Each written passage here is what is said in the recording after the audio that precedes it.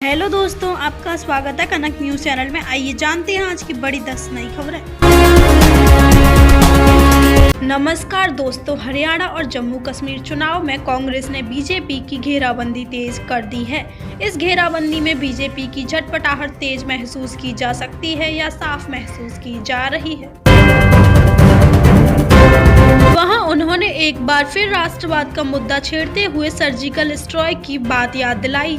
8 साल बाद पहले से ही घटना का जिक्र मोदी को अब फिर से करना पड़ रहा है।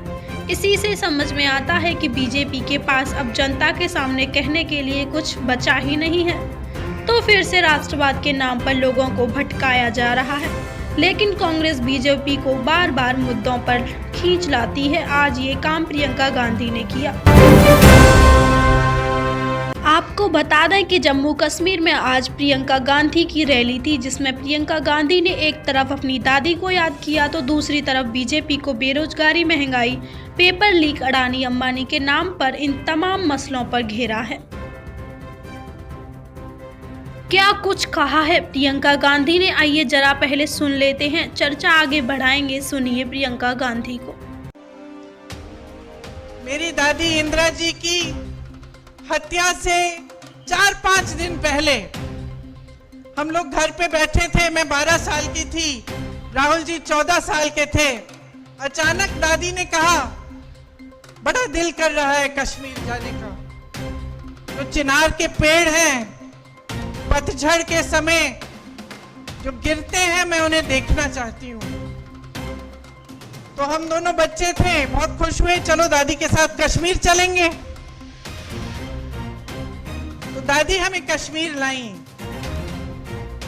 पहली बार मुझे खीर भवानी के मंदिर में ले गई। उसके बाद एक बड़े आध्यात्मिक गुरु थे उनके, पंडित लक्ष्मण जी, उनका आश्रम होता था श्रीनगर में, वो वहां गई। फिर हम दिल्ली आए। 3-4 दिन बाद ही उनकी हत्या हो गई, वो शहीद हो गई। तो अक्सर मुझे लगता है कि कैसा बुलावा था ये, कि एकदम अपनी हत्या से 4-5 दिन पहले अचानक बोली मुझे कश्मीर जाना है। ये अपनी धरती का बुलावा था।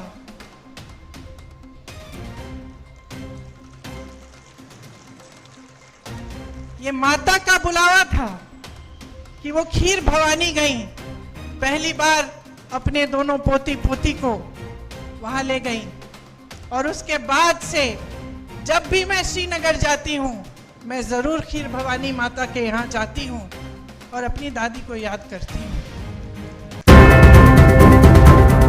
तो प्रियंका गांधी को आप सुन रहे थे। यहाँ एक इमोशनल टच देने की कोशिश, अपनी पुरानी बातों को याद करने की कोशिश प्रियंका गांधी कर रही थी।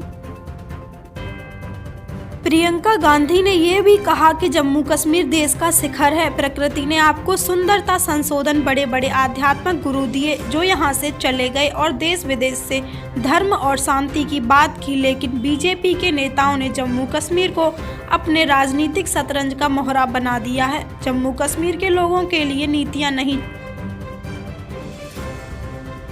बनती, जो बनती भी हैं वह देश की राजनीति करने के लिए बनाई जाती हैं, ये प्रियंका गांधी ने कहा। प्रियंका गांधी ने और भी बहुत कुछ कहा।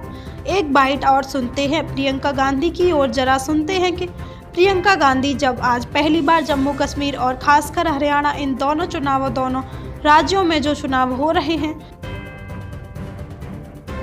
तो ये समझना जरूरी इसलिए है क्योंकि प्रियंका गांधी और राहुल गांधी दो एक प्रमुख चेहरा हैं कांग्रेस पार्टी के। आइए जानते हैं ऐसा क्यों। ये देश का शिखर है। प्रकृति ने आपको सब कुछ दिया, सुंदरता, संसाधन, बड़े बड़े आध्यात्मिक गुरु जो यहाँ से चले और सिर्फ अपने देश भर में नहीं लेकिन दूसरे देशों तक गए और धर्म की बात की, अमन चैन की बात की। आपके पास सब कुछ था, एक धार्मिक परंपरा, जैसे मैंने कहा, प्राकृतिक सुंदरता, संसाधन। और शायद ये दुनिया का तरीका है, दुनिया का स्वभाव है कि जब किसी के पास सब कुछ होता है तो जिसकी नीयत ठीक नहीं होती है वो उसे छीनने की कोशिश करता है, उसका इस्तेमाल करता है।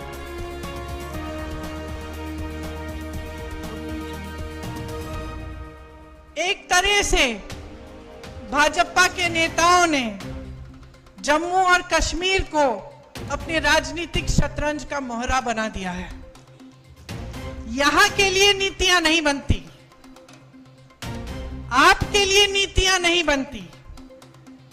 आपके प्रति जो नीतियां बनती हैं वो देश में जज्बातों को उभारने के लिए, राजनीति करने के लिए बनाई जाती हैं।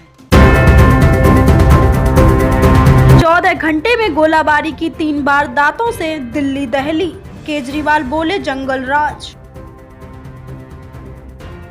दिल्ली में शुक्रवार रात से लेकर शनिवार सुबह तक दिल्ली अलग अलग जगहों पर गोलाबारी की वारदात को अंजाम दिया गया।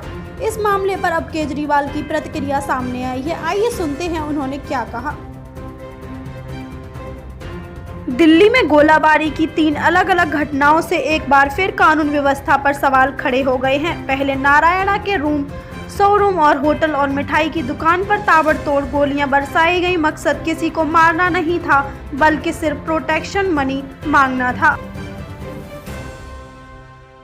अब इस मामले पर दिल्ली के पूर्व मुख्यमंत्री और आम आदमी पार्टी के राष्ट्रीय संयोजक अरविंद केजरीवाल ने निशाना साधा है। उन्होंने इस घटनाओं को लेकर गृह मंत्री अमित शाह को तुरंत सख्त कदम उठाने के लिए कहा है। मन की बात से लोग जुड़ते जा रहे हैं, पीएम मोदी बोले 10 साल का यह सफर भावुक कर देने वाला। पीएम मोदी ने मन की बात के जरिए देशवासियों को संबोधित किया। इसमें उन्होंने स्वच्छता मिशन और मन की बात के 10 साल पूरे होने की देशवासियों को बधाई दी। साथ ही उन्होंने हाल ही में अमेरिका दौरे से मिले भारत के विरासत के 300 से अधिक कलाकृतियों की चर्चा की। उन्होंने स्वच्छता में योगदान दे रहे देश के अलग अलग हिस्से के लोगों की चर्चा भी की। राहुल बाबा झूठ बोलने की मशीन, अग्निवीर योजना को लेकर अमित शाह का कांग्रेस पर हमला। केंद्रीय गृह मंत्री अमित शाह के बाद शाहपुर में एक जनसभा को संबोधित करते हुए कांग्रेस पर जमकर हमला बोला। उन्होंने कहा कि इंदिरा गांधी, राजीव गांधी और सोनिया गांधी कांग्रेस पार्टी की 3 पीढ़ियों ने सेना का सम्मान नहीं किया। बसे बसाए घरों को गिराकर सुख पाती बीजेपी, बुलडोजर कार्रवाई पर अखिलेश यादव का हमला। अखिलेश ने कहा कि सालों से बसे 25 गरीब परिवारों के घरों पर बुलडोजर चलाकर बीजेपी ने न जाने कितने लोगों को बेघर कर दिया। घर गिराना राजनीतिक क्रूरता की हद है। गिराने घर के साथ बीजेपी और भी नीचे स्तर पर गिरती जा रही है।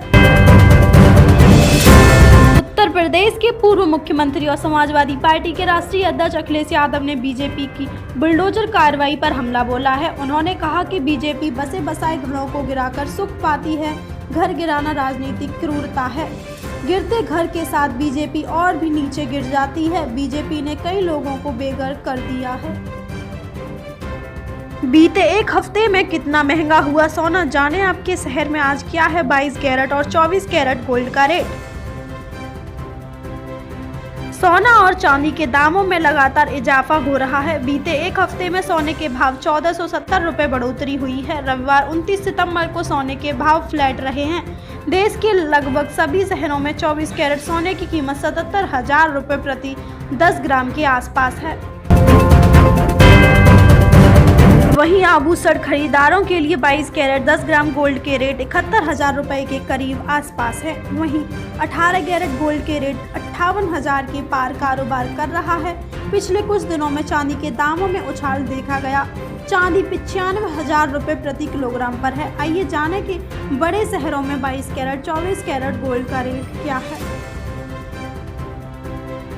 सीएम योगी ने कहा, शिक्षा और अध्यात्म का समावेश करके ही पाई जा सकती है अराजकता से मुक्ति।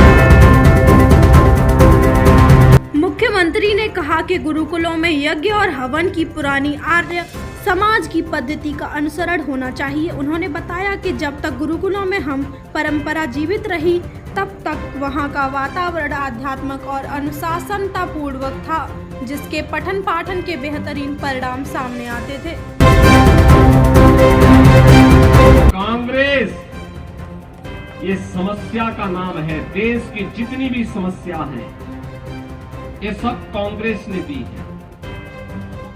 देश के विभाजन की त्रासदी हो, देश के बंटवारे की त्रासदी हो, देश को जाति के नाम पर, क्षेत्र के नाम पर, भाषा के नाम पर कमजोर करने की ये कुत्सित चेष्टा रही हो, देश को आतंकवाद, नक्सलवाद और उग्रवाद और अराजकता की भट्टी में धकेलने का कार्य रहा हो, देश में भ्रष्टाचार, परिवारवाद और भाई भतीजेवाद की दुष्प्रवृत्ति को फैलाने का रहा हो, ये सभी कांग्रेस की देन है। योगी आदित्यनाथ ने आर्टिकल 370 का जिक्र करते हुए कहा, मैं कल और परसों 2 दिन जम्मू कश्मीर विधानसभा चुनाव के लिए गया था।